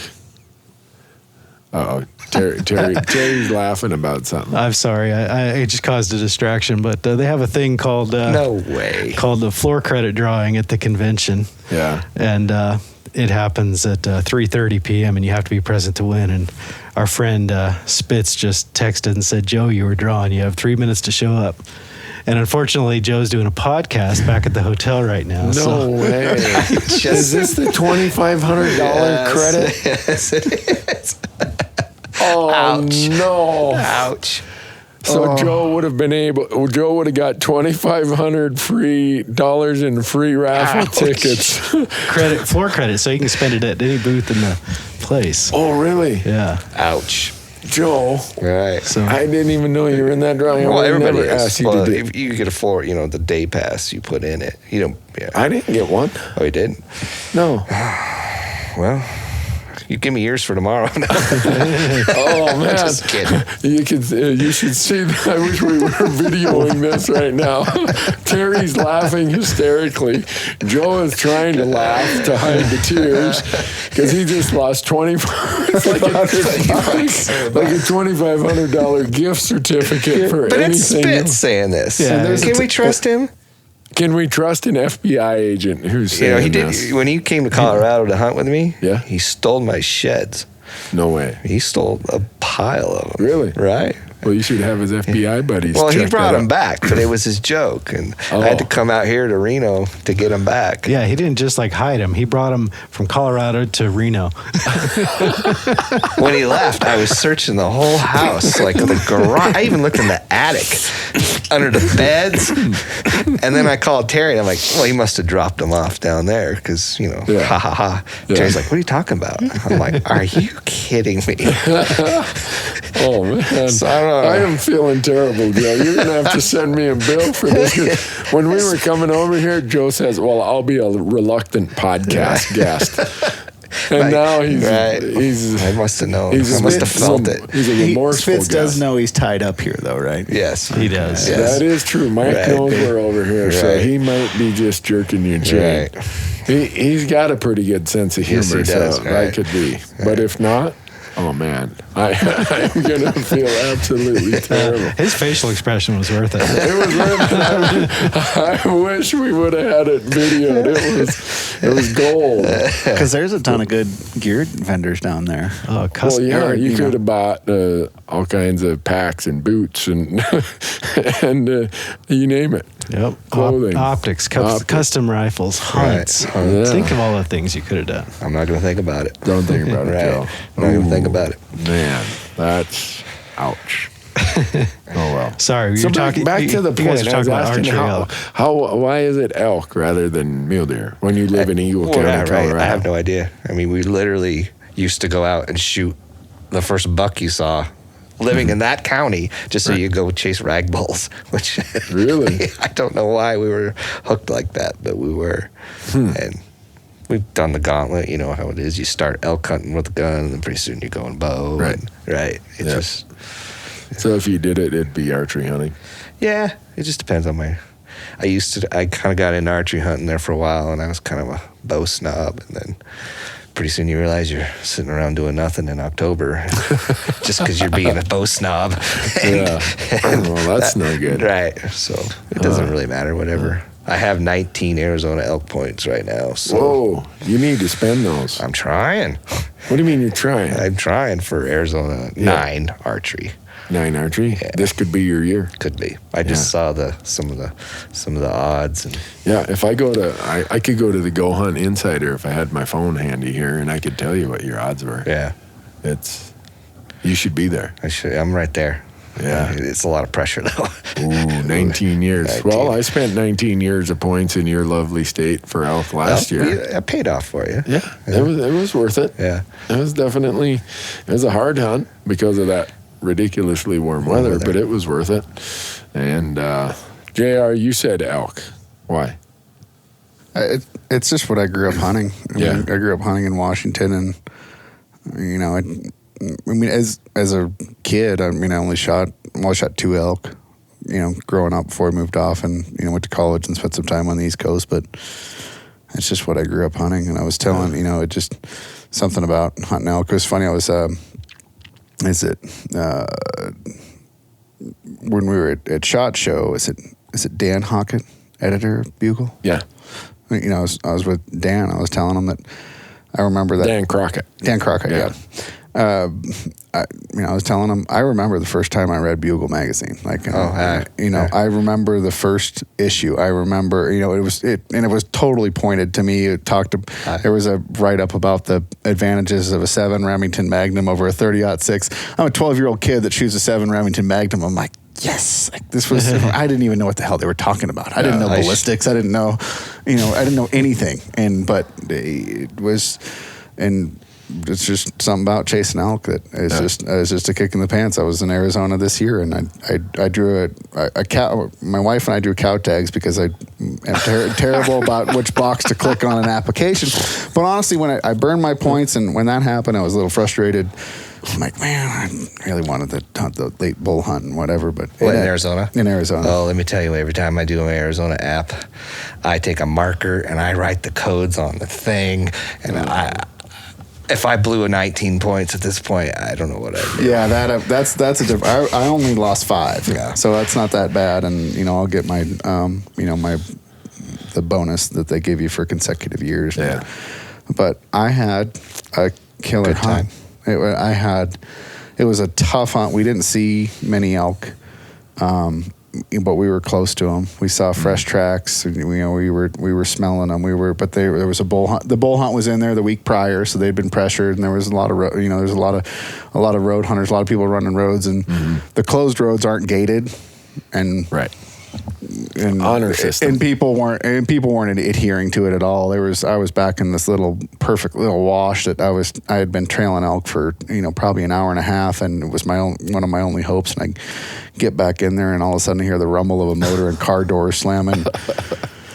I almost just wanted to start screaming out at these guys, you jerks. But, it was just an awesome hunt. It was just a cow hunt. And, I was with my dad. And, I know my dad doesn't have a ton of elk hunts, left in him. But, I grew up hunting elk with my dad. Got to see the Grand Canyon for the first time with him. And it was awesome. And I walked away from that hunt. I was like, this was an awesome experience. And I just, I shot a cow and... Yeah. Cool, but it was an incredible. I like eating elk better than deer too. That's what the No, I'm with you there. After antelope, it's elk as far as table fare. I think, and maybe when we were kids, we were shooting mule deer thirds or combined November in the sagebrush. And then you're chasing elk. But the original Bugle magazines, I think I still have them because it was right about that time.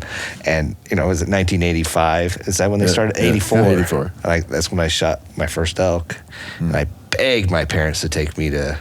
They had the first, the second or third convention in Denver in 86. I think I was like a member 6,000 back then. Wow. Yeah, so I don't know. They hook you. It is hard to get rid of it. You've never been more miserable at times, and you've never been more happy. In Arizona, it was miserably cold. I mean, it was, down into the teens. Obviously, it can get worse than that, but it was down teens, single digits at night, and it was cold, and just trying to figure out this riddle. And I'm, the whole time I'm like, what would Randy do? What did Randy say? Sanctuary, late season. What? But I'm hunting cows, so it doesn't matter. I mean, all your stuff is both. But I'm like, we just couldn't solve the riddle, and and finally it ended up happening, but that's just. That was the fun of it. I mean, this year I got to hunt. So I hunted moose in Idaho, I hunted elk in Arizona, and then my buddy had a Gila bull tag in New Mexico. So I got those were my 3 hunts this year. And just fantastic. Chasing elk 2 years in 2 different states and country that I've never hunted before. I've definitely never been. All my hunts have been in Idaho, Montana, Washington, and stuff like that. So. Yeah, it was awesome. We had bugle and elk in Arizona, or not Arizona, but New Mexico, which was pretty awesome for late October. Yeah, I don't know what it would be for me. It'd be pronghorn with a rifle or elk with a bow. Even though I'm the worst archery elk hunter I know, I am so bad at that. I've only shot 3 of them with my bow, and I've probably had 10 tags, archery only tags. I'm amateur hour when I show up, but it's tough. Elk are for eating. Elk are for filling the freezer. Mule deer for the trophy wall. For hunting. Terry's got it figured out. That's his approach to it. But yeah, I might be. I'm probably a little spoiled because we, living in Colorado, we get to kill 2 elk a year if we want to, and. Yeah. The northwest part of the state, our regional manager with Parks and Wildlife calls it the Serengeti of the West because of our, huge deer and elk herds. And I don't know. I grew up watching herds of hundreds of elk in the wintertime, and wow, there's some more elk. Oh, cool, elk. It's I don't know, and there's just not a huge trophy potential there, especially when I was growing up. And so it was like, wow, hunt mule deer where you could find a world-class buck over the next ridge, or hunt elk where you might find a raghorn. You're smarter than me. A raghorn over the next ridge. So I killed a really nice buck, like Joe did with elk. I killed a really nice buck out of the gate when I was 14 years old, and boy, I was hooked. Oh, really? Okay. So maybe there's something to do with that. Yeah, maybe it's that first success maybe has something to do with it. So. Huh. So if the other question I often ask is, and I'll start with you, JR, if there's a hunt you haven't done but you'd like to do, what is it? I'd say at this point it's probably antelope. Yeah. Well, yeah, I suppose because the Wyoming thing just hasn't worked out, but I need to burn those points. I got too many elk and antelope points in Wyoming, I think, at this point. I just need to go hunting. Well, let me tell you about those elk points now. You were wanting to party app, you said? Fine by me. I have no complaints on that. No. All right, I've got 1 point. How many you got? 6. Oh, so not a lot. I'm not a lot, but it gets you into some pretty good categories. My gosh. Terry, if you had one, you and Joe have done so much hunting around so many places because of your worldly travels. You may not have anything left on the list. I would really like to go to Alaska and get a nice Alaska Yukon moose and a barren ground caribou. I think it was you I was talking to talking last night. I said I'd love to go up there and kill a hard-horned caribou bull with a white mane that still tasted good. He wasn't rutting, and so I think the window of opportunity to do that is about 5 or 6 days long. From the time they shed their velvet and they start rutting. But I'd really like to go up and do that, and that's something that I don't need an outfitter to do, and it'd be a heck of an adventure, and all public lands, and go do it yourself still. So do it while you can still do it yourself. Yeah, that's for sure. So, Joe? Species or just a hunt? A hunt. Species, location, whatever. I just want that Arizona elk tag. Oh, there you go. That's it.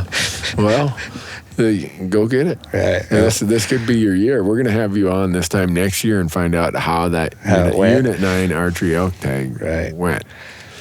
I hunted Unit 10 right across the road during the rut. That was so crazy. Was it? Yeah. I'd drawn Nevada elk. This was in 2005. which I didn't expect to draw. I only had like 8 points for Nevada elk, which to draw with 8 points as a non-resident is a pretty big stroke of luck. And this was, remember the year that Arizona got sued, and so they had to get rid of the non-resident cap for that year?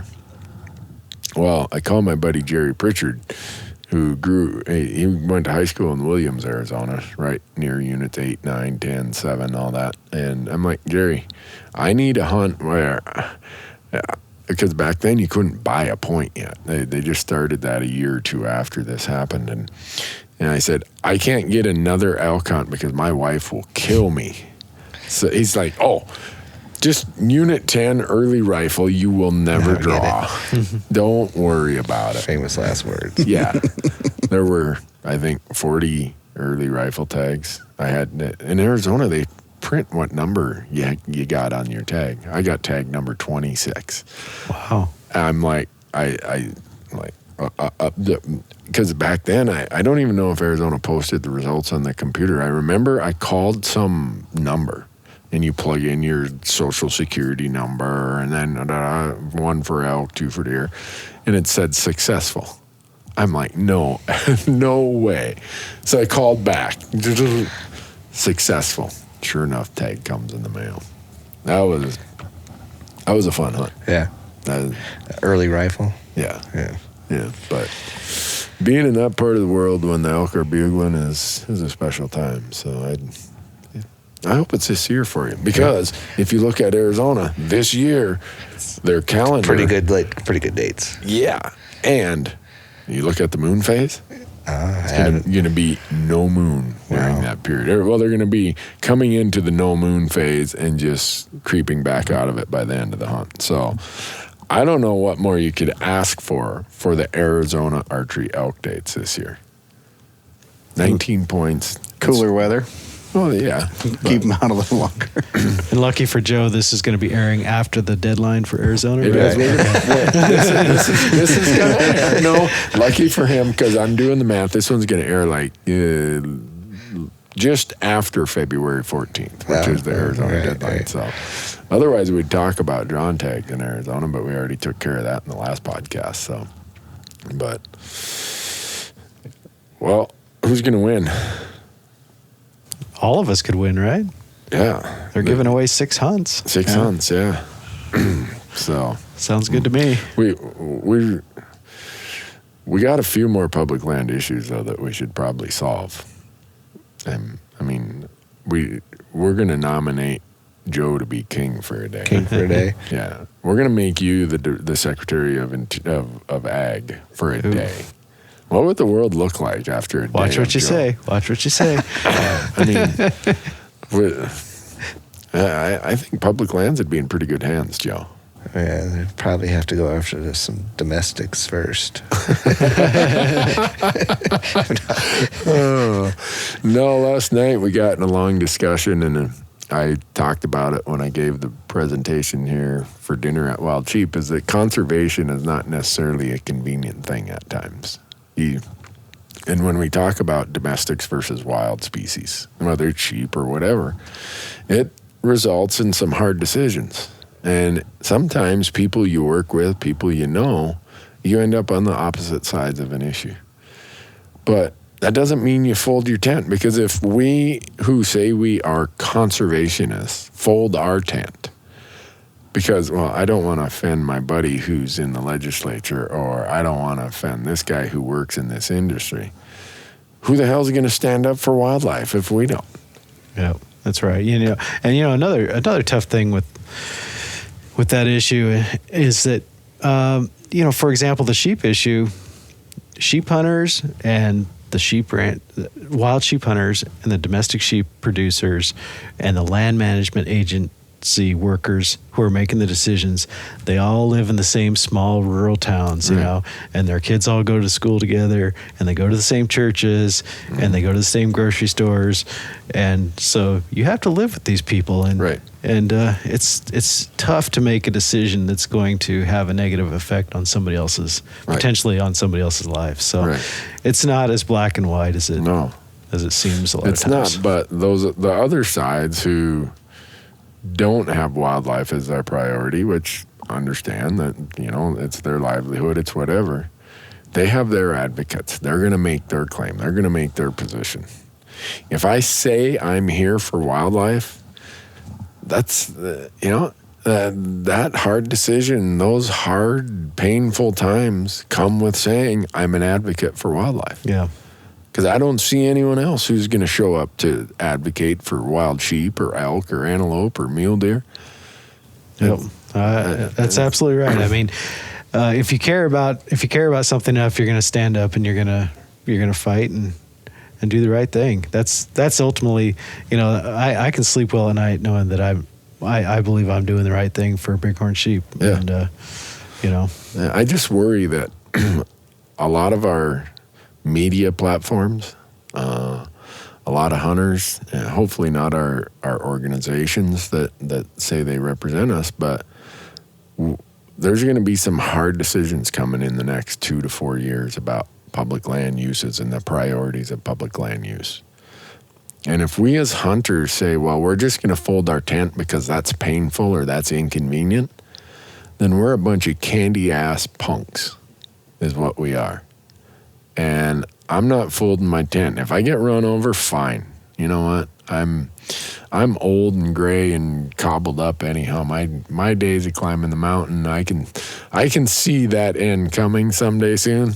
So I don't really give a crap.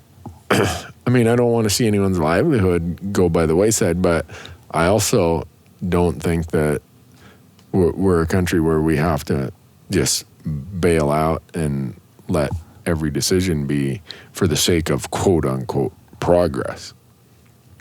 Yeah, I agree with you 100%, really. But yeah, it's going to take.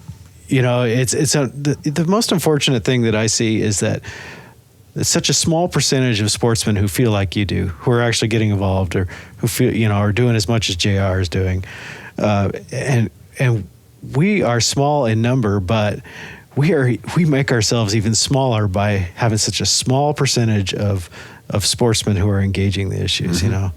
We could make such a huge difference if we just had 20% of the sportsmen out there taking the 5 or 10 minutes a week to send a letter or make a phone call. Or show up at a public meeting once a year. Yeah. If they said, I'm at least once in a year, I'm going to go to a public meeting. That'd make a big difference. Yep. I mean, my one friend who works for U.S. Fish and Wildlife Service, I think I might have said this on a prior podcast, said that he was following a Hunt Talk thread that I'd posted a link that, hey, folks, you better go comment here. If we want a certain outcome, we better say something.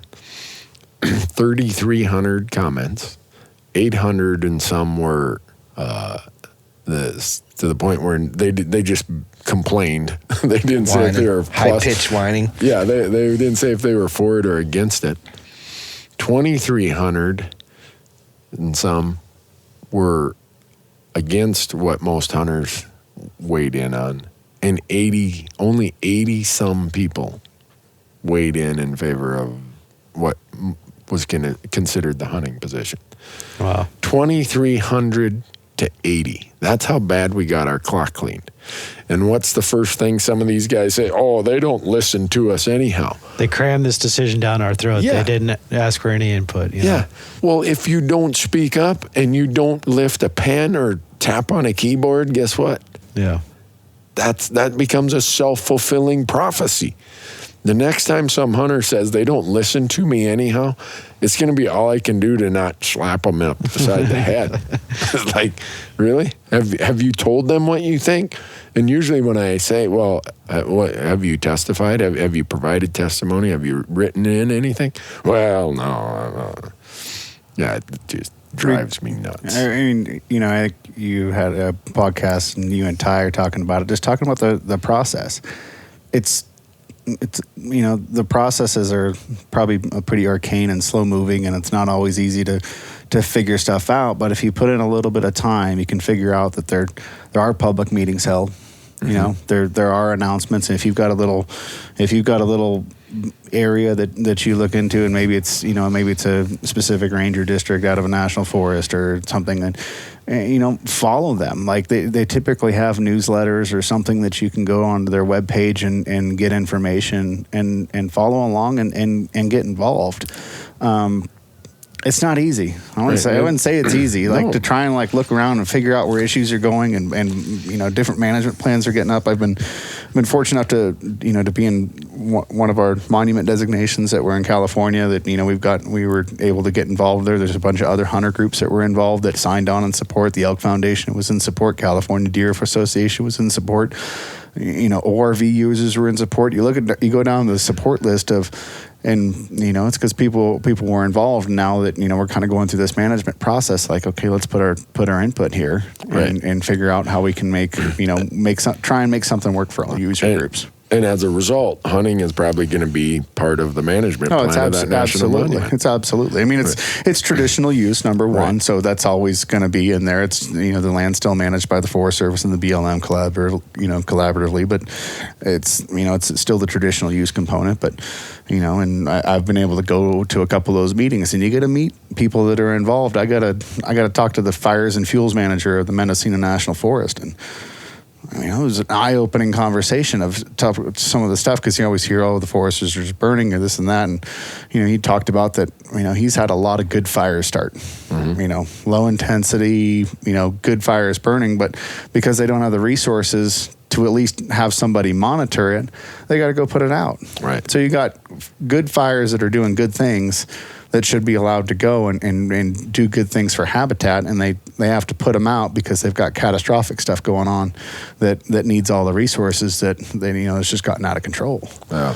And you have those types of conversations of just anybody, a biologist, somebody of the forest, and you can figure out ways to get involved. And that was my question. How do I help you? Right. How do I help you? And you talk to somebody like that, maybe they can send you a link or give you some thoughts, or so you can step up and get involved. Yeah. Well, the four of us are all pretty serious advocates for multiple causes, and I think we all agree that the day of just buying your license and saying that's my contribution to conservation, that's long since passed. And I think even being a member of organizations helps, no doubt. It's a big help. But those organizations also need your advocacy. They need your action. They need your attendance, your whatever, your volunteerism. Yep, that's right. If we aren't going to do it, the horses, what you guys are doing, those horses get pretty tired after a while. You can only ride the horse for so long. And who's going to step up? Where are they? So, but I better the millennials. The millennials, hey, that's fine. I can't believe how many millennials stop me and say, I listen to your podcast. That's awesome. It's crazy. And they're all like, yeah, man, I do what if you say it, I do it, man. And I'm like, cool. That's one thing I learned this week walking around with you, Randy, is that you can't get anywhere walking with Randy because somebody's stopping him every 3 minutes. If I got to go to the bathroom, I plan it about an hour and a half ahead. But that's good. That means our platforms are I guess being listened to, being watched, and I'm just thankful for how young a lot of those people are. And it's like I'm really energized right now because I see this younger group of people who are like, yeah, I don't want to just sit on my ass. Tell me what I can do, and they're doing what they know how to do, and they're going to learn this process and how it works. And like you said, JR, some of it's not easy to get involved in. It's not easy to follow, but it just is like everything else. You just got to put your mind to it a little bit here and there, and pretty soon it's like, oh yeah, that's how that works. Okay, I got a comment here, or a meeting there, or I can email here. And 5 years ago, I didn't know squat.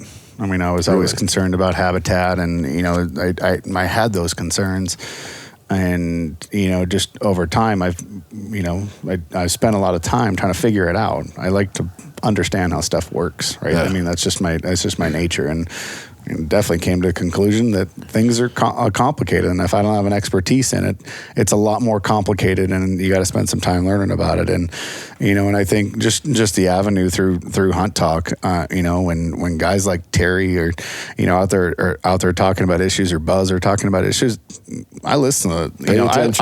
I pay attention, right? I mean, that's textbook stuff. Is that's a lesson to learn, and where they've been, and the experience because of their roles, their training, their jobs, their volunteerism, all those experiences kind of coalesce together. And there's it's a pretty steep learning curve, but there's like on Hunt Talk, there's a lot of information out there if you're if you're willing to work through it and listen. And I think just in that short period of time, I've learned a lot. And now getting involved with BHA and learning more, and I just want to be involved. That's it. At the end of the day.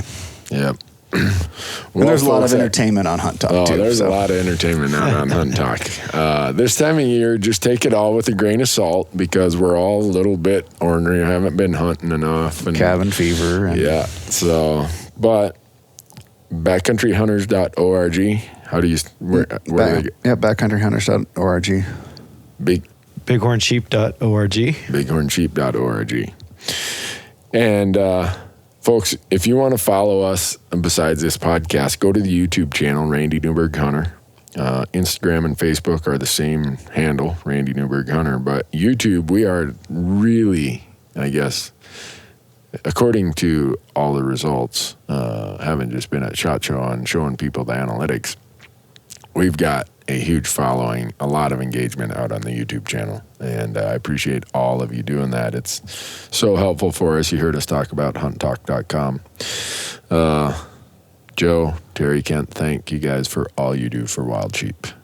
I know how much work it is. I see how hard you guys, and it's not like, Joe, you're not getting paid for this weekend. No. And it's not, a lot of times it's out of pocket. It's tons of work. But you see results, and I can't thank you guys enough. And where can they can buy their raffle tickets at bighornsheep.org. And the drawings are when? Almost all of them at our banquet, April 29th. If you're in the Colorado, Southern Wyoming area, get your tickets for the banquet too. Come out and have a good time. And if you can't, at least buy tickets. Early and often.